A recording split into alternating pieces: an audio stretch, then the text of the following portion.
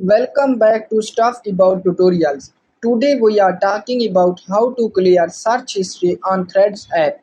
Why would you want to know how to clear search history on Threads app? Well, maybe it is your first time using Threads and not sure how to clear search history on Threads app. So today I am going to show you how to clear search history on Threads app. Check video description and I will try to leave the written instructions. Clearing search history on Thread app is quite simple and easy to do, and the process is same for Android and iOS devices. Let me show how you will clear search history on Thread app. First of all, open Threads app in your device, and now here is my Threads home screen.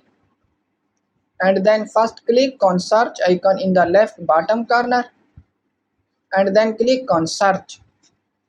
Now here is my Threads app search history. And now for deleting your Threads app search history, just click on clear and your search history on Thread has been cleared. So there you go. If you were wondering how to clear search history on Thread app, that is the easiest way I know. If you know another way, please leave a comment below.